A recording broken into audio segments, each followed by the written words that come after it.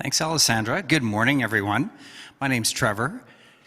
Emily talked about last week something that really struck with me. She talked about the joy of giving. I'm like, what is that? Like, have you ever been joyful if you give some of your time or your money or your energy to someone and you're like, oh, that also kind of filled me up? That's a tough thing to do. And yet every week someone will come up here and we'll ask you to bring some joy to your giving, and we ask you to donate to Friends Church. Maybe use that as a filter. I'd never thought of it before, so it's interesting. I've been asking for your money for a long time, and I'd never thought that this should be a joyful experience for all of us. I think it can be. So maybe consider in your own lives, like, what would be the things that would make this a joyful experience? What else do you need out of maybe friends, and what are you getting out of friends, and why would you want to give back? I think it's a much better, much healthier place to sort of go from than maybe just the give money out of guilt, although you could do that too if you want to. I'm not saying what your motivation has to be, but it is intriguing, right? The joy of giving. So that's what I'm asking you today. If you can find it in your heart, if there's some place, the joy of giving, we appreciate it, and we strive to be excellent stewards of your money. Thank you, guys. So this week, as a school counselor for high school kids, there have been a lot of kids in my office with heavy hearts, as I'm sure so many of us here today feel as well. And these kids with so many questions, like, I feel so sad, I feel so badly for what's happening in the Ukraine, and I don't know what to do with these feelings. They feel angry, they're confused, and this is like a new experience for them in their 14, 15, 16-year-old lives. And I always say to them, like, part of it is what they're doing right now. You're naming it, you're calling it out, and you're saying that you're mad, and you're saying that you're sad, and you're not denying what's happening, and you're aware. And so, one of the first songs I've picked here speaks to that anger and that acknowledgement. And I think the next step is kind of putting that kindness back into the universe to help try and balance something out. And so I encourage them to do that, and I think that's the second song speaks to that, to the kindness piece. And something I know in my life, when things are heavy and sad, and when things like this are happening, I turn to a more traditional model of God in my life. And I think about getting on my knees in prayer, and I think about praying that there is something beyond me and the divine that will carry us and hold us in times like these. And the second song also speaks to that. So I don't know if you're like me and you also turn to something more traditional model of God in times like these, or what that is. I invite you to think about it and be open to it, because it can be a real source of strength these days.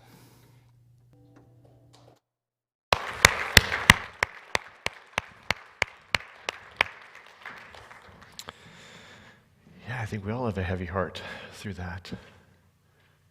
If you want to be a part of trying to make the world a bit better through the Ukraine, we started a Ukraine mission fund. So basically, we're going to find a way to help get your money into the hands of people who need it as quickly as possible. As soon as I saw the war break out, me and my wife said, we need to do something. And she was like, well, what should we do? And I was like, okay, let me research it. That was a few days ago. So if you're anything like me and you need a little bit of something, an easy way to do this, just go to friendschurch.ca/donate. Look at the fund that says Ukraine Mission. We'll get your money into the ground as soon as possible and make the world a better place. I don't think it'll change everything, but it will do a huge amount. So thank you. Before I go, I just want to invite you next week. This is the last week of the series on the I, we, them. I don't know about you, but this one's changed a lot in my life, so I hope you're enjoying it. But next week, we're starting to talk about the question of, what do I do if through all this stuff I realize I need to make some changes in my life?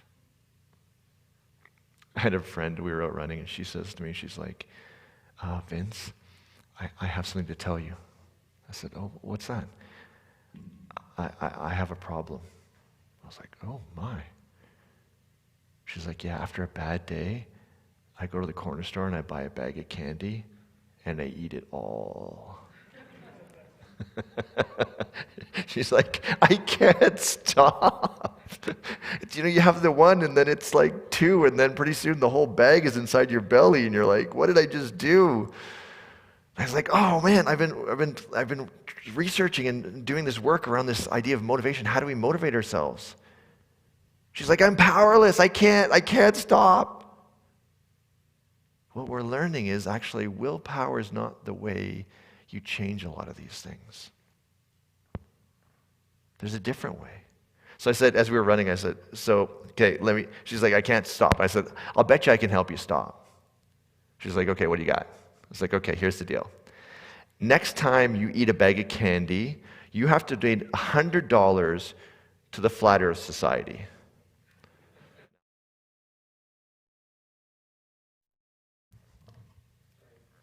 I'm not a big fan of the Flat Earth Society, so if you are, no disrespect, but I can't stand it.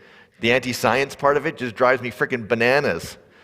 I would walk across hot coals for days to not have to fund that thing. So the next time the person's like, I'm going to eat a bag of candy, I have to donate $50 to the thing that I don't want to do, she's like, done. No more candy. I am done. It's not willpower, is it? As we've looked into this, we realize more and more, it's not just, kind of grit that does these things. There's ways to motivate ourselves. There's ways to set up our lives so that it's easier to change the things we don't want to do and add the things we do want to do. This is already starting to revolutionize how I live my life. So if you're perfect, you get to take the next week off. You don't have to come in because you have to change nothing. You're lovely. But if you're like me, starting next week, we're going to learn how to grow. I invite you to come and join us. Jeff, take it away.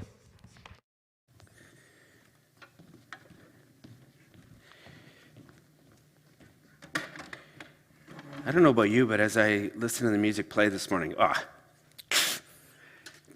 that song Zombie, that got me. The emotions that we're feeling in this time. We've moved from full-on COVID headlines into war. And I'm just feeling all kinds of things right now. I'm excited about things changing with COVID. The fact that I can see your faces and tell whether you're angry or laughing with me. But I am just gutted right now. Yeah. Anyways, let's just take a breath and reset. I want to begin this morning with a little story, and I don't know if this story actually happened, but I know it's true. Perhaps you'll know what I mean. David rushes out of the office. He's in a panic to get home to take his teenage kid to soccer practice. He's running late. He gets into the parking lot, gets into his car, and starts texting frantically to his son, saying, I'm going to be there in 15 minutes. Be ready. Adam, be ready. When David arrives, his son isn't coming out the door. He can't see his son. He gently lays on the horn just a bit, just to say, I'm sure he's just at the door, but he doesn't show up. And now he knows he's probably going to be about 8 minutes late. David hates being late. And he thinks, okay, I'm going to give him 30 seconds. And those 30 seconds feel like 5 minutes inside him. Finally, he gets out of the car and goes running up. His heart is racing now. Blood is boiling a bit. Steps inside the door and says, Adam, let's go. We're late. Adam's still up in his bedroom. He says, Dad, I don't want to go. Like, why do you keep forcing me to go?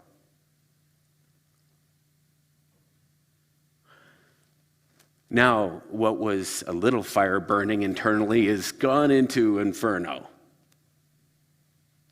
David yells back, we've talked about this. We're late.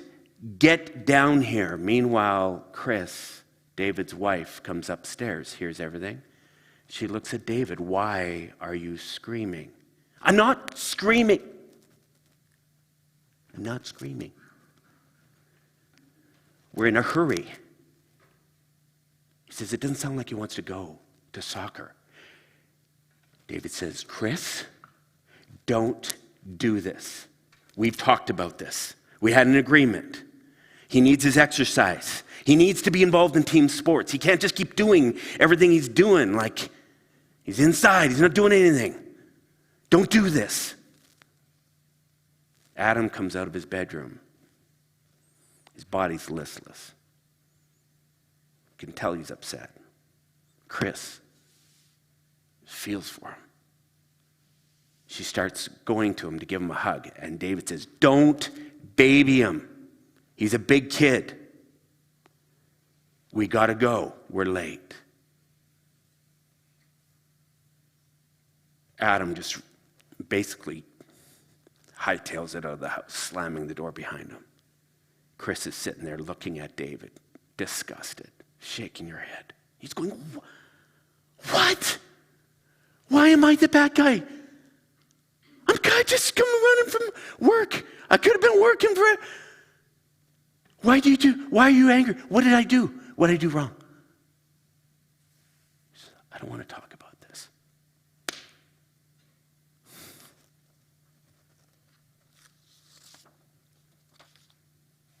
I don't know if this story actually happened, but I'm betting millions of stories like it have. Huh? I mean, let's be honest, they happen so easily, so unintentionally. I mean, have you had these moments when you're just trying to help? You're trying to do the thing that just seems obviously right to you. You lock onto the solution, it's right there, and you act. You take charge, you do something, you say something that you think is going to help. You're like David, you're going, mission, get the kid to soccer practice on time, following the mission. Maybe someone asks for your opinion, and you just say, "Oh, you want to know what I'm thinking? Here's what I'm thinking." And you just tell them straight up. You don't candy coat things. You just say it the way it is in your mind. Maybe you see a situation developing that could be problematic. Things are unorganized. You can't help it. Instinctively, you just jump in and start taking charge. "Hey, no, don't do that. That's terrible. Start doing this. You, over here, do this." Whatever. You just start organizing, planning. Maybe there's a couple orders you give. "Quick, you, over here, get off that. What are you doing? Turn off that TV. Come on." All of a sudden, though, in the middle of executing your well-intentioned efforts, things go south. Someone's feelings got hurt. Somehow your well-intentioned efforts trigger some kind of negative reaction. And maybe in the moment you don't even see it. You just notice people are acting weird now. They stop talking to you.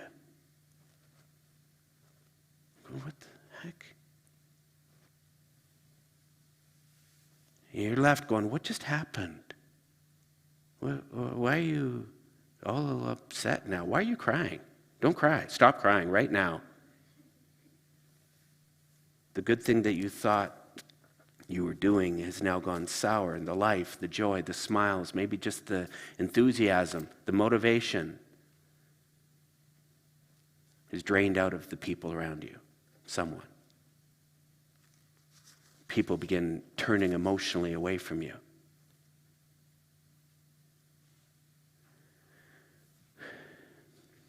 For those of us who can recognize or identify these kinds of little patterns in our lives, it can be really conflicting, especially when we're taking our spiritual journey seriously. We hear the words of Jesus saying, "You are the salt of the earth. You're the one that is to go into these rooms and light them up. You're the flavor. You're enhancing the lives of others." That's what this thing is about, enhancing the lives of people around us. I mean, it's Paul who said, "Man, you can do all these amazing things in your life, even incredible spiritual things. But if the people in your life don't, or they feel like they can't feel love from you, then really what you're doing is a bit of a charade.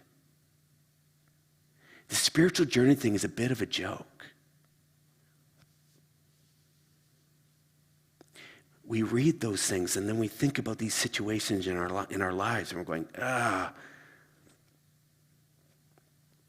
Which is why throughout this entire series, this Transcendent series, we've been talking about the spiritual journey and moving toward these magical we moments when the way that we live, the way that we interact with others, not just honors ourselves, but honors the other person.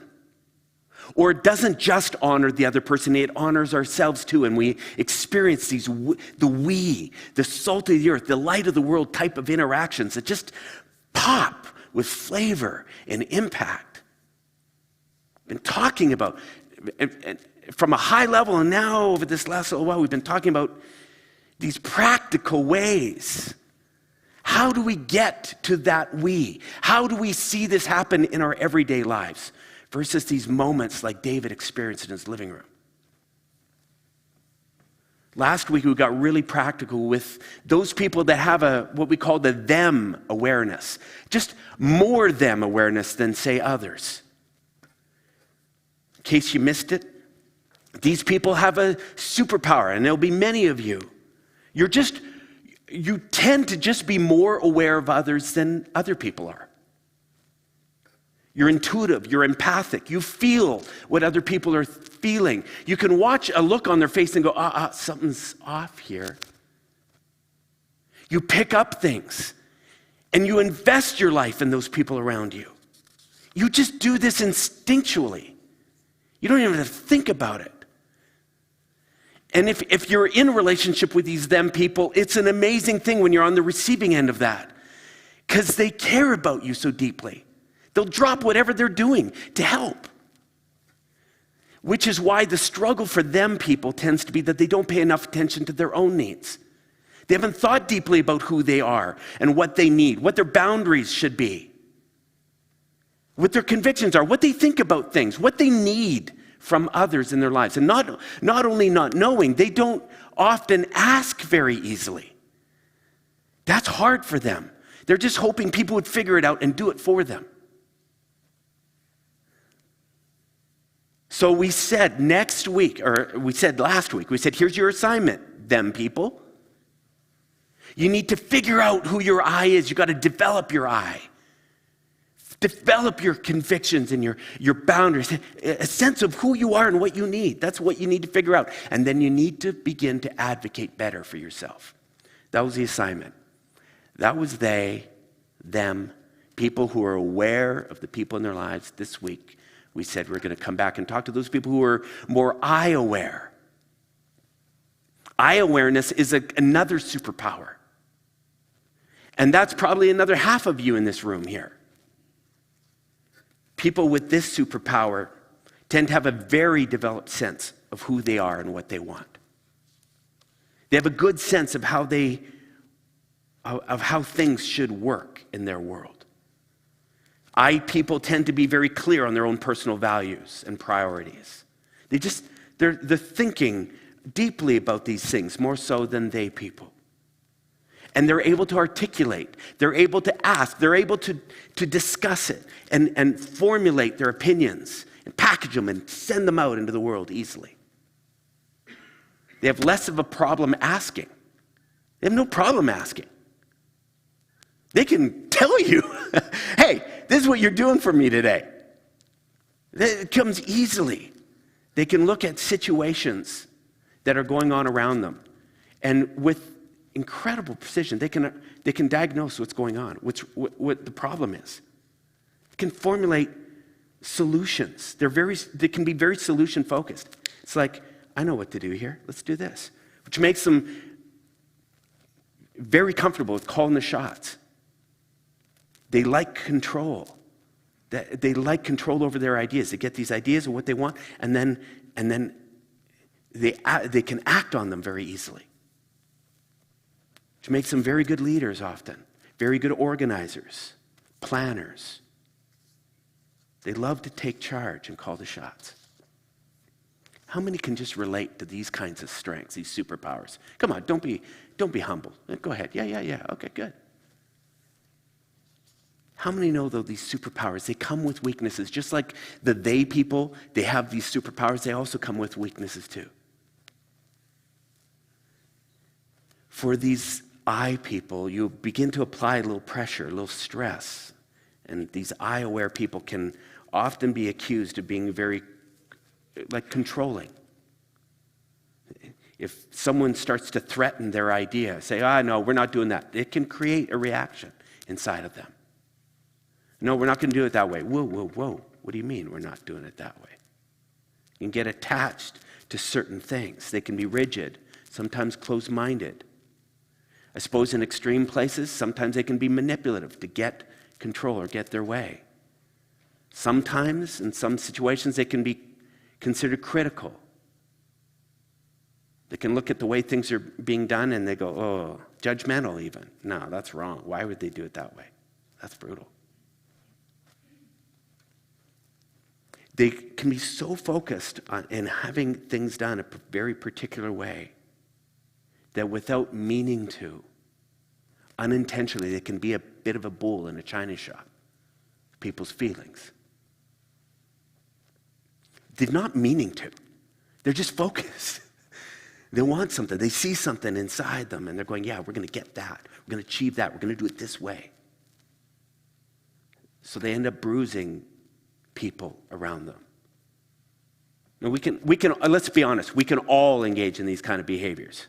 You can be a high them-oriented person and still do this in certain environments. We're not saying only certain people do this. There are just some that just naturally, instinctively do this. They don't have to think about it. This is just part of who their makeup is. If you've studied much personality testing, all the different profiling tools out there, they all have their names, their numbers, their letters, their colors that would describe people that fall naturally into this category of them orientation, I orientation. If this is you, though, if you can relate to some of David's tendencies, I want to offer up some practical suggestions this morning. Just suggestions. You can take them or leave them. Because you people don't like being told what to do. I get that. So I'm going to just suggest some things really lightly. And you decide whether they might be appropriate. These are behaviors that could help take your amazing I superpower and pull it closer to the they people in your life to create some win-wins and lead to we. First thing I would coach David on, and I feel very hypocritical and even thinking I'd be offering advice. Because in this area, man, this is a absolute kryptonite for me. But I would look at David and I'd say, David, the tone you entered that home with set you back already. Your chances of something good working out, something happening in a positive way, set you back about 60 to 70% right out of the hopper. As soon as you elevated that voice, as soon as you sounded angry, all of a sudden everyone in that house went on high alert. How many know this to be true? Oh, and how many times do I do this? How many times have I tried to explain to Kathy, I am not screaming. I'm speaking a little louder. I'm trying to. She's like, that is not helping.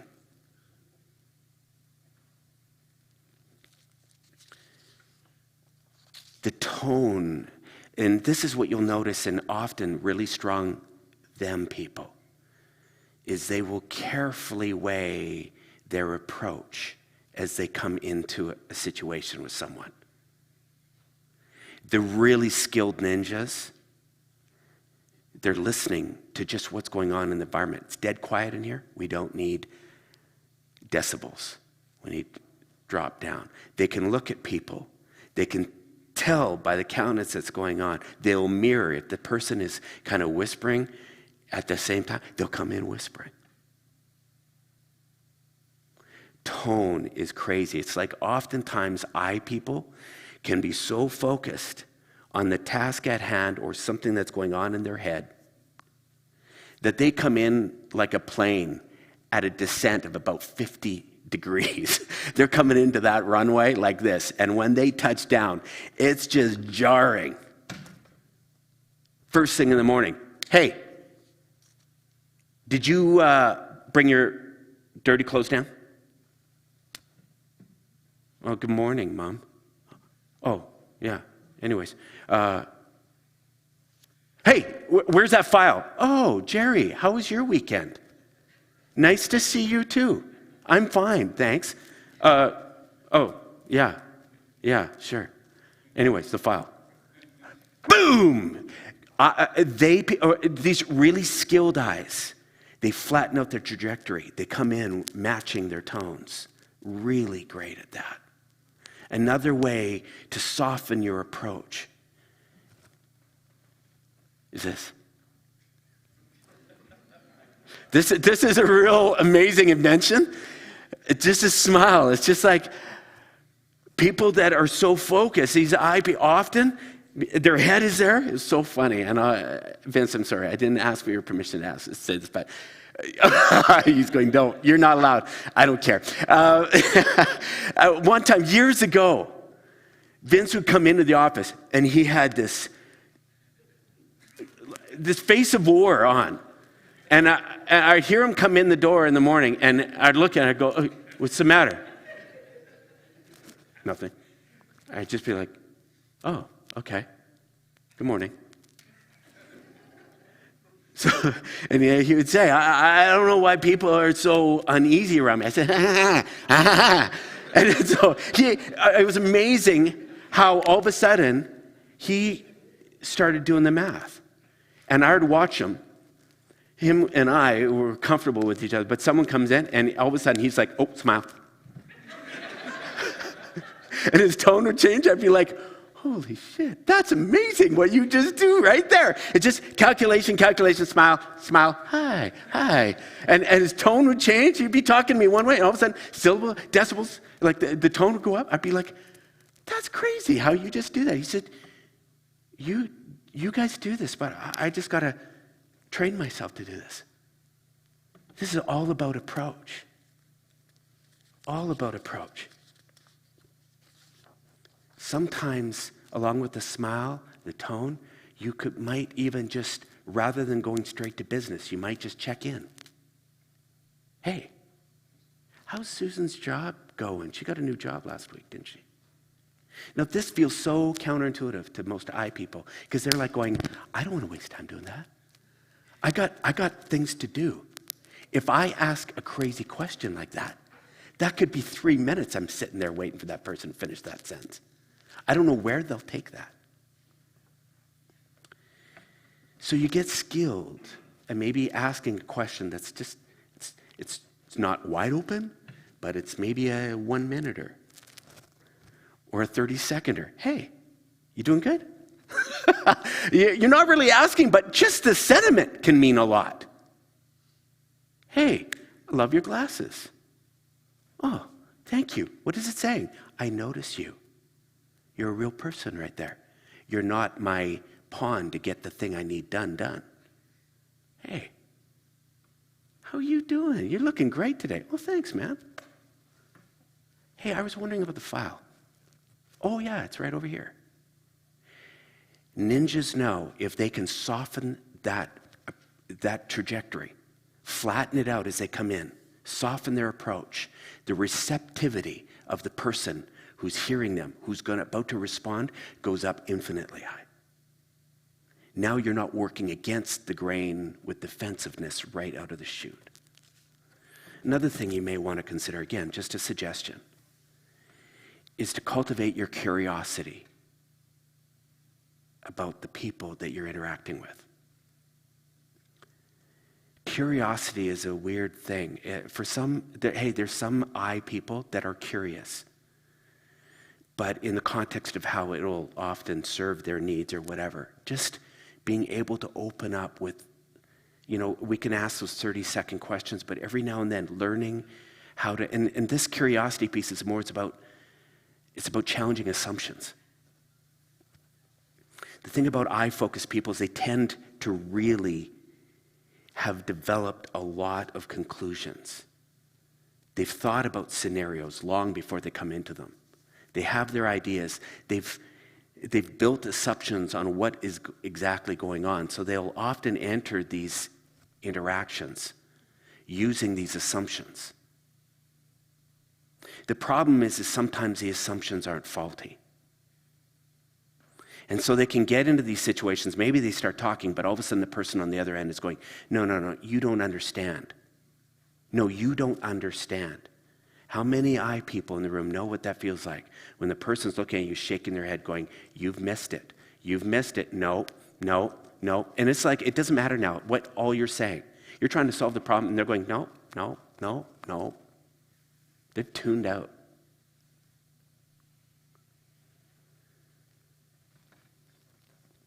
To you, the solution seems so obvious. Based on the assumptions you have, you can just jump right there. You can cut them off mid-sentence, can't we? We can stop and go, hey, I know what you should do. And they're going, I haven't even told you what's going on. Sometimes, as people, the patience part, getting to the story or opening them up, allowing them to share their perspectives, to share what actually is bothering them. It takes time. And that time is too precious, so we stop there. The curiosity goes away. We use our assumptions and we go, okay, hey, let me just cut to the quick. I think what you're wanting to know is, if we could stop short of that, and if we could almost count in our head, or maybe say, your reaction seems different than what I was expecting. Something's changed, Adam. Because the other day, you agreed we were doing soccer. Is there something I missed?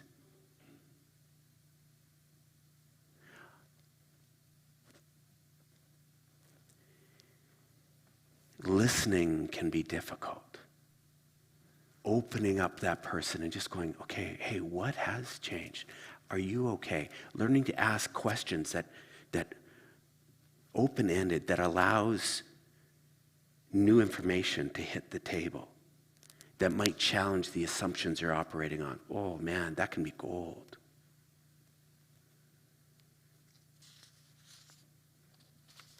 This isn't instinctual. In that moment, you're probably wanting to just fix, avert, organize, bark, move, get things going now. But that only gets you to I. That works for you. That's the win for you. Getting to we somehow involves a win, not just for David. And David's win is, we're going to be less than 8 minutes late. You're going to be there, and I can check this off the list.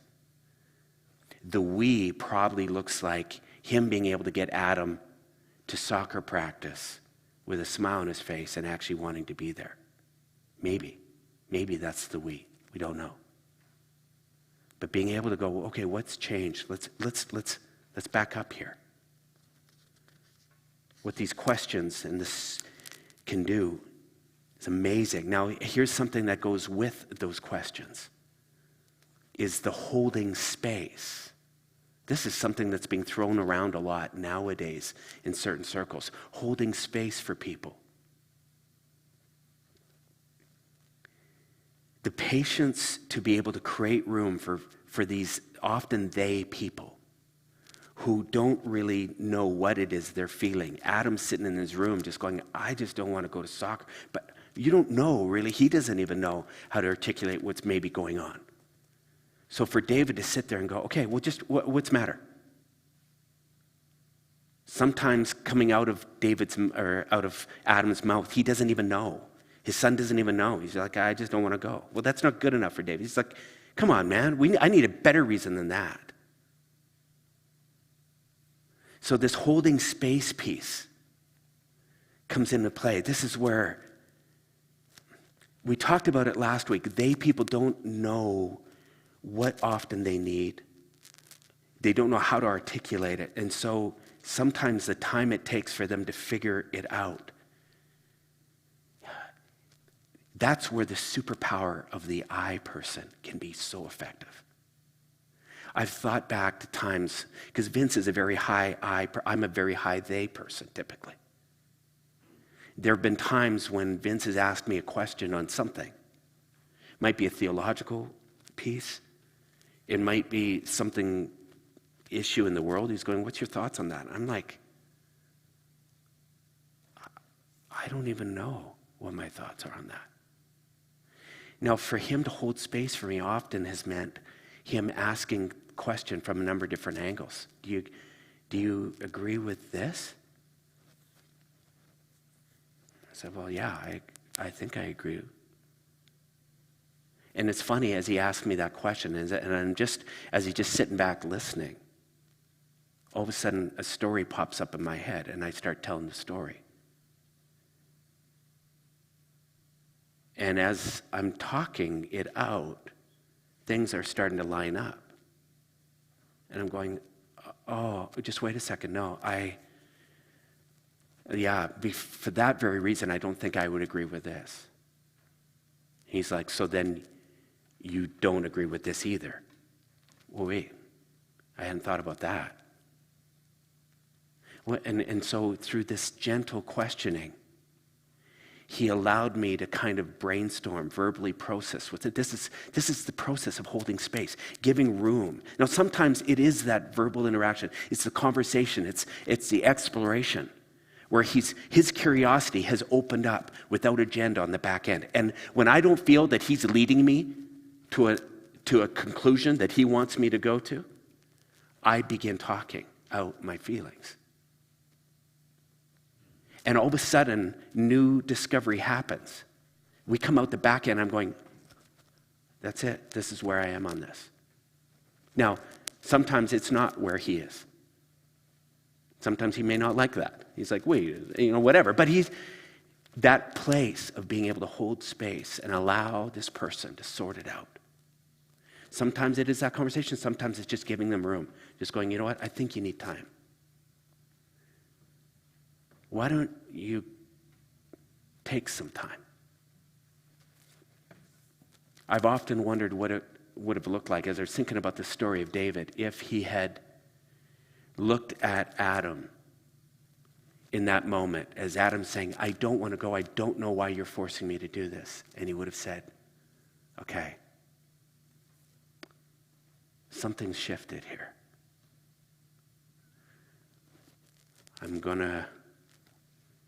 I don't know if soccer is the right answer, but it seems like soccer isn't the right answer for tonight. Look at me. How about we just chill? We stay home. And maybe we can have some time to talk about this a little bit later. That work for you? Which brings me to the fourth point. And this is around outcomes. As people doing things a certain way or just doing it their way becomes really important because they see it so clearly. Whatever that thing is. And so the outcomes become easily very attached to those outcomes. So when someone starts threatening that outcome, when someone starts going, hey, wait a second, no way. We're not doing that. The sense of no, this is my idea, this is how we're doing, it become very territorial. But the we steps outside of that. It pries the fingers off of those outcomes that you had in mind. And you start being open to maybe a different look, a different way that maybe it could be done where maybe that other person, it includes part of what you're seeing, maybe. But it offers maybe a new solution that would allow that person to go, okay, yeah, actually that works for me. Actually, yeah, okay. A little bit of compromise sometimes. Letting go of what you think would be perfect. To kind of welcome, to embrace something that leaves that person on the other side kind of smiling or engaged or wanting this thing.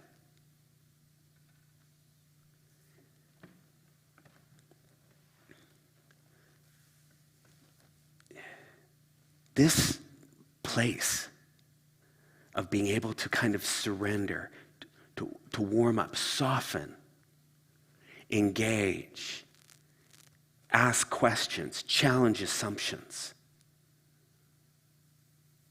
Give them room to figure out what their I actually is in that moment, when they'd never really had that opportunity.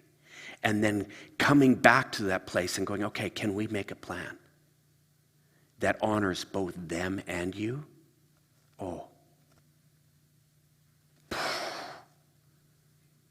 You want to talk about magic. You know, the beautiful thing about this, for those people that have often been hands up going, what the heck did I just do? Why am I the best? To think that those moments start going away. And those people where normally they would have been, you know what, screw you. Fine, whatever, have it your way. And then you deal with the consequences for weeks after. The passive-aggressive tones of people rolling their eyes at you, and you're going, I'm just trying to help here. Can you imagine those moments becoming fewer and fewer? And instead, the interactions, being able to kind of smooth out where people are coming alongside you and actually feeling like you're on their team. You're not just a jerk. You're not just the insensitive one. You're not the bull in the china shop. Can you imagine?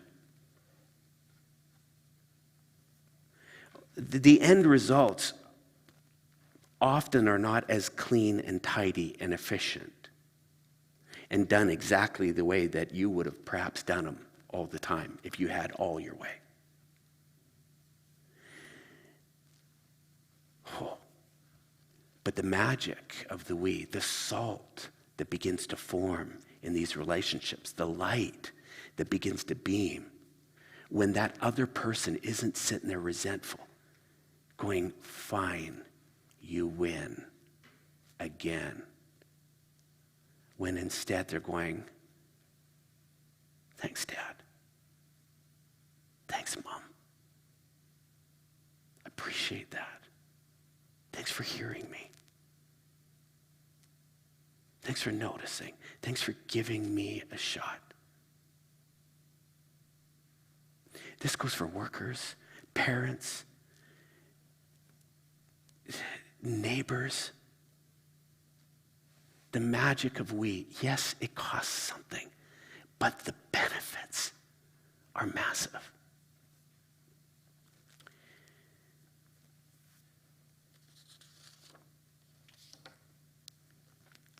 You get to those moments. Oh, that's what we want. That's what this whole thing is about. You know, over the last number of weeks, we've been just talking about what would it take, the practical behaviors to get to we. Let's not let this be a charade. For those of you who are I people this week, would you consider some of the things I talked about this morning, softening your approach, being more curious, holding space. This is a challenge for all of us. We can all do more of this. Being willing to let go of your outcome to embrace a bigger outcome that includes theirs too. We're going to wrap up this series this morning with a song that Alessandra wrote, specifically for this We series, this Transcendent series. And, it's been 5 weeks in. We've shared a lot of stuff, just trying to give handles. When someone says, what is the spiritual journey to you guys? This whole, the diagram you've been looking at, that's it. Learning how to take your I, blend it with your they to lead to a beautiful we world. I pray as she plays this morning that you would think about some of the takeaways we've been talking about. That you would commit yourself.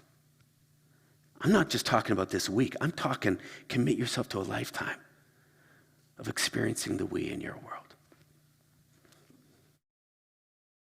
So beautiful. So beautiful. Hey, I think it would be fitting to thank Alessandra for writing that song, wouldn't it? Yeah. Thank you. Thank you. Hey, have a great week, everyone. We'll see you next week for the start of our How to Change series, hey? And again, if you want to give to Ukraine, you can do that online. Go to friendschurch.ca/donate. Have a great week.